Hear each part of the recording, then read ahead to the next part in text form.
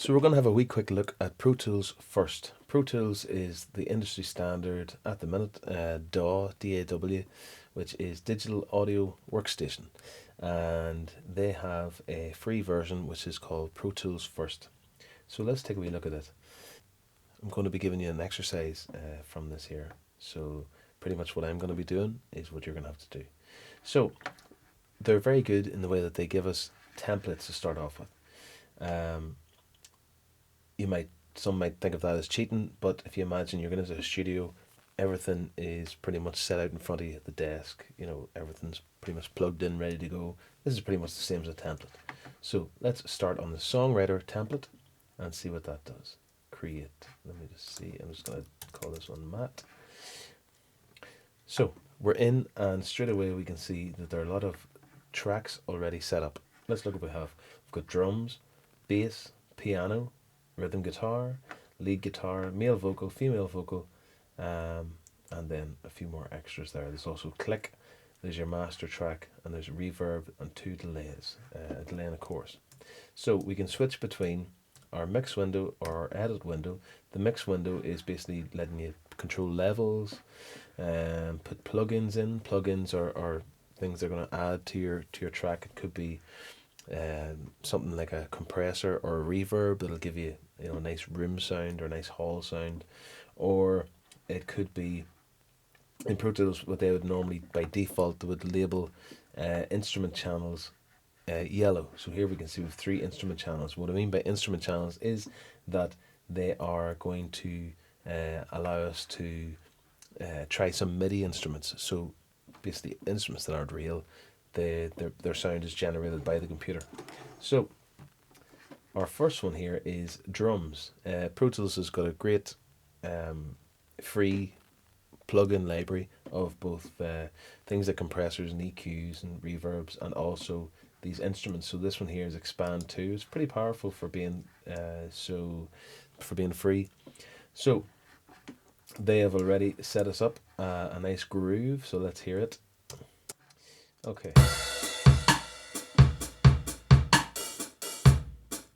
It's not bad.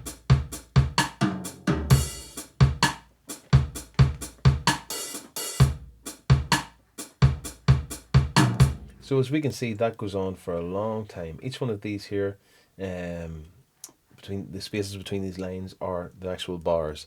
They've been so kind as to label them for us, and so we're going to try 8 bars. Okay, so 1, 2, 3, 4, 5, 6, 7, 8. Let's slice that. Now up here you can see we're in grid mode, and grid mode is great whenever you're working to an absolute time. So at the minute we are working to 130 beats per minute. You can see it here, and it means that if we are working in grid mode, it means that I can't really, like the slip mode, I could sort of, I could end up making something way at a time by moving it, maybe, not completely to the grid. So here, 1, 2, 3, 4, 5, 6, 7, 8. So let's get rid of this here. And also what we can do is now we can go up to our green button, our play button here, and it is on loop already, which is great, which means that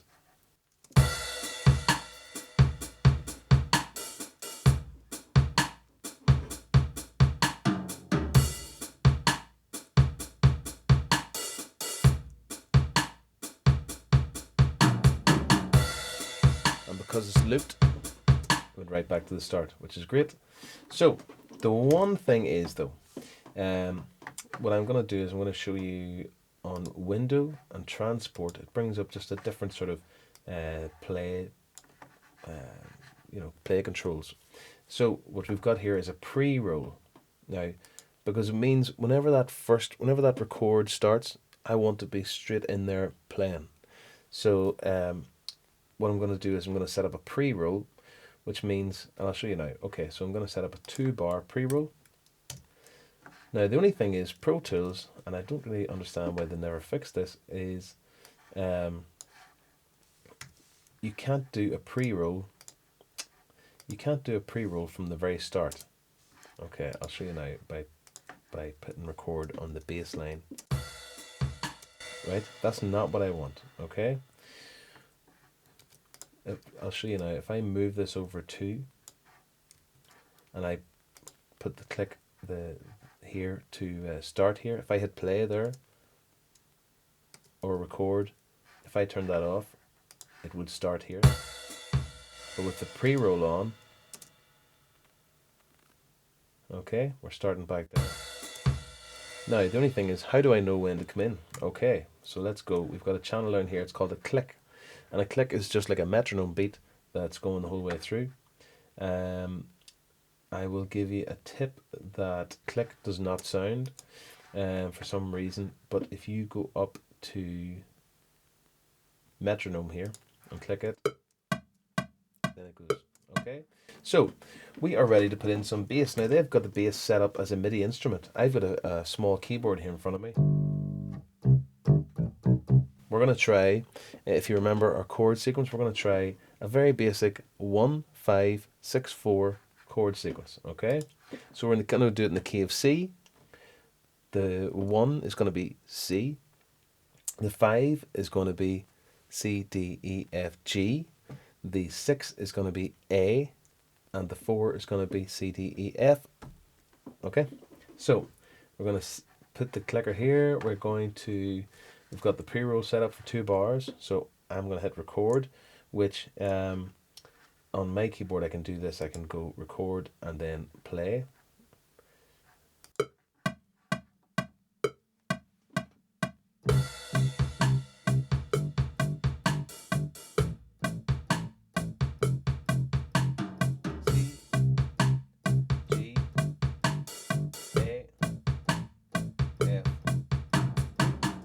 Okay, so what I have so far is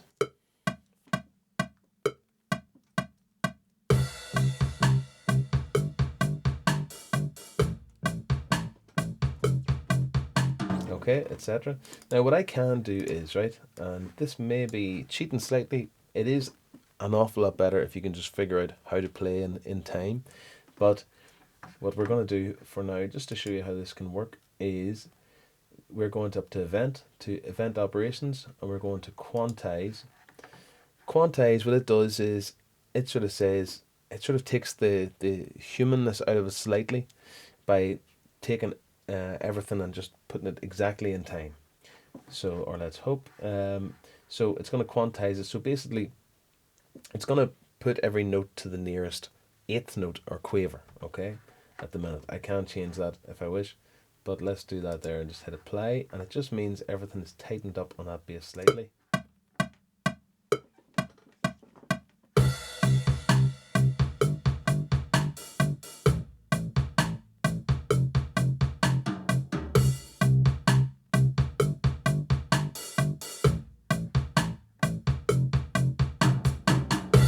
Okay, so what we're going to do now is the next line here. We've got piano. So piano is an expand as well. They've got that set up for us already, which is great. So let's just roll with that. You'll notice as well that each time I want to record on the certain track, I have to put record on that track. Okay, so now I've got a piano set up. So let's go again. We're going to go, and we've got the record click to there, and then the pre-roll is going to bring us in.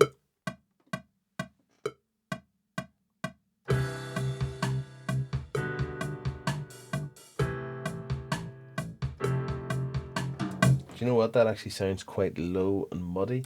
So what I can do is I can play it up the octave.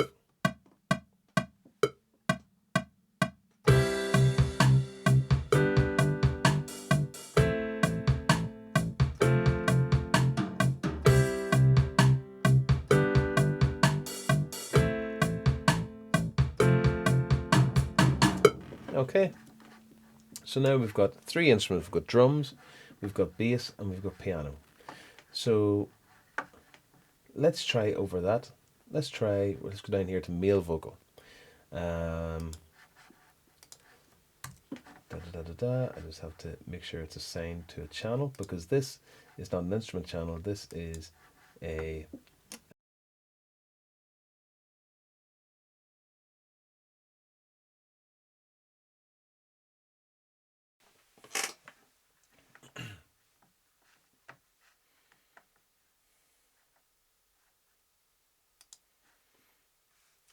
And you may have noticed that it just got very dark all of a sudden. That is because I've just spent the last couple of hours trying to figure out why this microphone was not coming through on the audio, and that's something you're gonna have to get used to too. The fact that DAWs, DAWS, are very frustrating at times, and it can be sometimes the most simple explanation.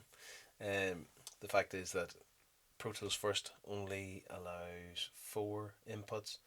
My uh, my interface has got 8 inputs, and I had it in number 8 instead of only using 1 to 4. So there you go. Anyway, where were we? So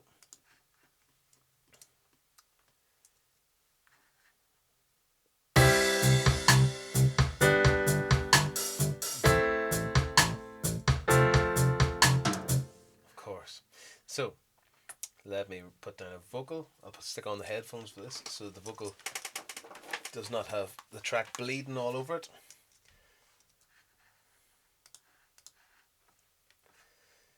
Let the click go.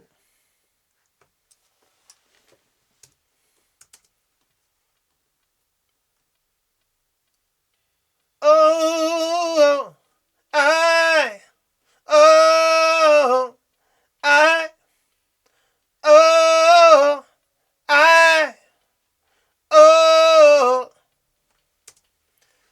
Definitely not the best I've ever come up with, thank goodness, but it'll do for now. And I'm going to put a harmony over the top of that. So,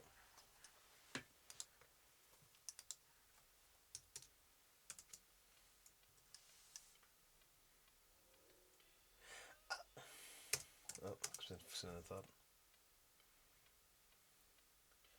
Oh, I, oh, I, oh, I, oh. And what I might call here, double click this, I'll call this Vox Main, and try and think of something to go over the top of it. Actually, as a stereo channel, what I'm going to do is go up to track and create new one mono audio track is what I want. I'm going to call this one Vox Main. Like that. So keep your interface the same.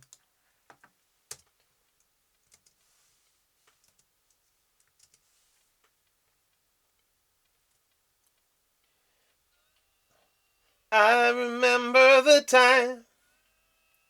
I remember the time.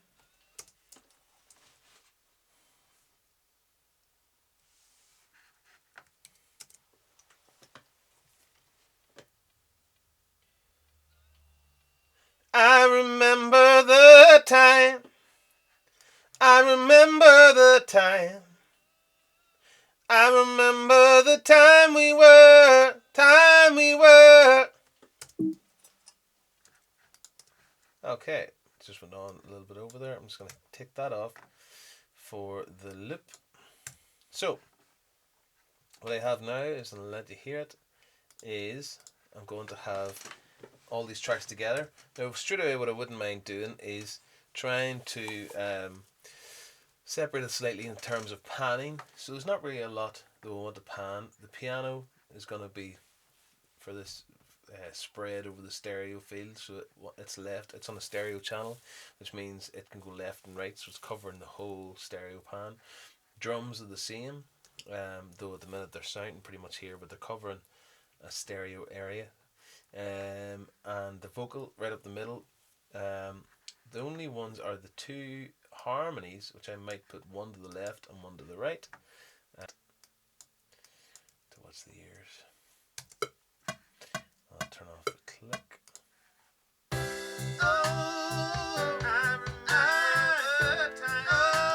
Bring the harmonies down a good bit.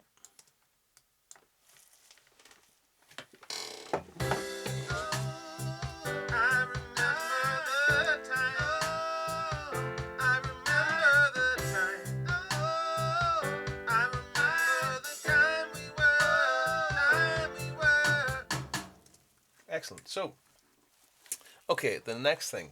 So, what I want you to do is I want you to do like this. I want you to have a very basic drum track, which is pretty much there for you already. Drum track, piano track, a vocal track, and maybe a couple of harmonies. Um, Now, what I want to show you is something else that I want you to do. I want you to put on some reverb and maybe some delay. So, we're going to use what we call here, you might be able to see here, we have um, buses, water buses. Okay, so what happens is the sound comes in and it goes out. It comes in through the input here and it goes out to the output, out to the master. What the bus does is what you would do on a bus. It takes the sound on a little bit of a journey, so it doesn't just go from start to end straight away. It goes on a little trip. So the way that they have these buses set up is they are set to sends 1 and 2. Okay, so where can we see bus 1 and 2? We see bus 1 and 2 on each channel here, but look for ins and our outs, which are here, and we see bus 1 and 2 over here, and that says reverb. Okay, so what that means is that this bus is connected to this reverb channel, and I'll show you what happens. Let's solo the vocal.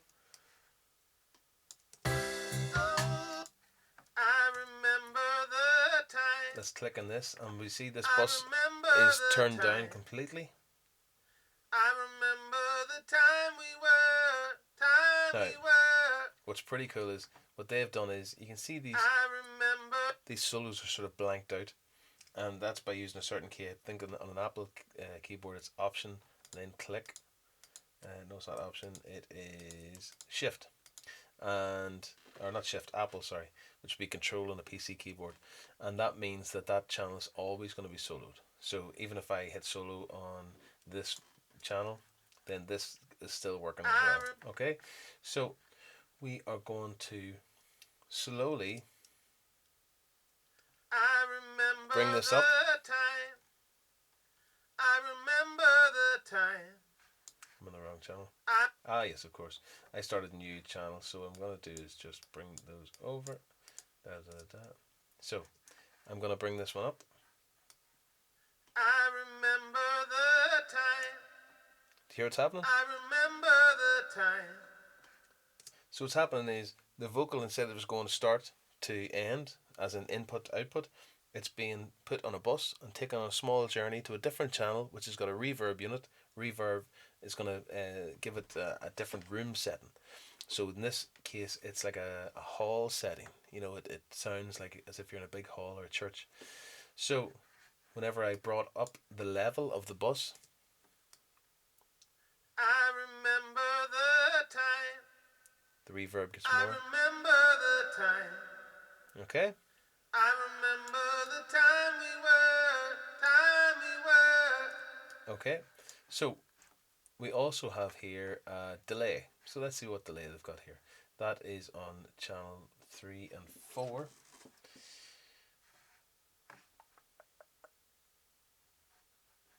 Yeah, okay. I remember the time. I remember the time. Now, what you can see is I think that delay is a little bit slow. So here are the plugins up here, and here is the delay. So let's open that up and have a look at it. I remember the time. Now it says that it's 230 milliseconds. I'm going to try and shorten that a lot. I remember the time. So basically that's shortened the delay of when I first sang to the delay, the delayed signal. I remember the time. Cool. I remember the time. So let me just double check. The only thing is this send is panned to the left. Just gonna fix that. I remember the time. Let me bring it a little bit. I remember the time. Okay. So no, not that. This one.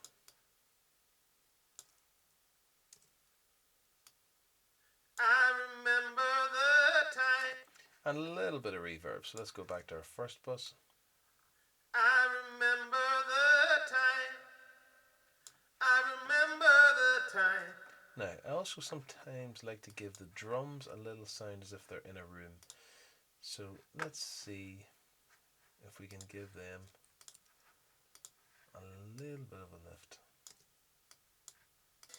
I remember the time. I remember the time. Not too much to make it messy. I remember the time we were. Cool. Let's just see what this chorus is doing as well. I remember the time. I remember the time. I remember the time we were. Time.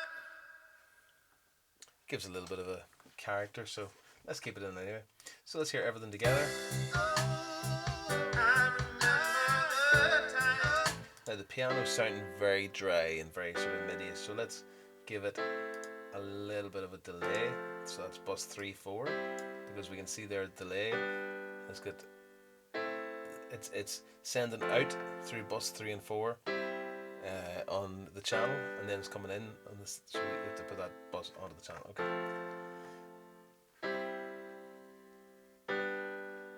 And a little bit of reverb. Cool.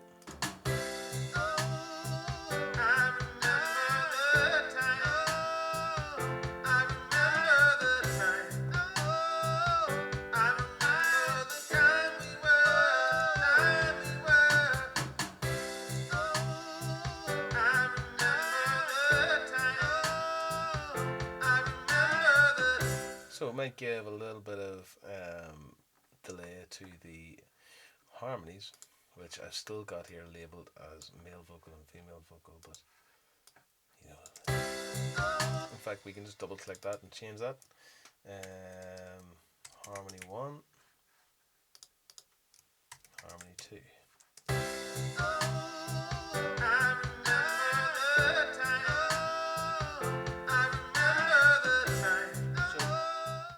I want you to get that far, and then what I would like you to do is bounce it. Bounce it means what we have here is many 1, 2, 3, 4, 5, around about 10 different tracks, but on CDs or anything like that, any way you listen to music, you don't listen to it in 10 different tracks. You listen to it on a stereo track, so it's the left and the right. So what we want to do is we want to bounce that down. That's just the term that we use. Bounce that down to a stereo track. Okay, so we're going to go to we're going to select what we want to do. Okay, then we want to export. It says here bounce mix. So we're going to call it songwriter mat like it is. We're going to do it as a WAV form. So you can do it as a WAV or an MP3. WAV is just a very high quality stereo file, and it's coming out of our analog 1 and 2. That's okay. File format, multiple mono. We want it as stereo interleaved. We want the bit depth. That's grand. And yeah, it's going to go to the bounced files folder. All good. Now we're going to do is we're going to bounce it.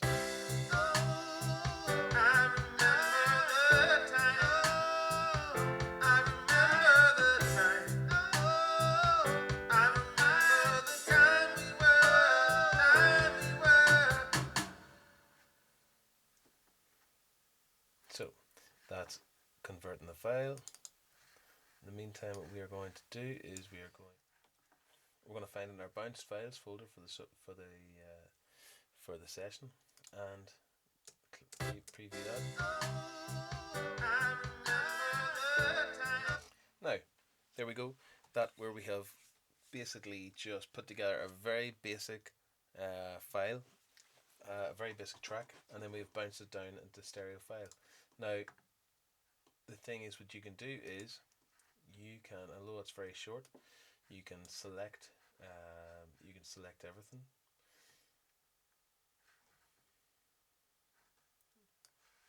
Should be a select all, but so we've selected it all there with the grid. We can just hit Apple or Control if you're on a PC, and D, duplicate, and there all of a sudden our 8 bars is now turned into 32.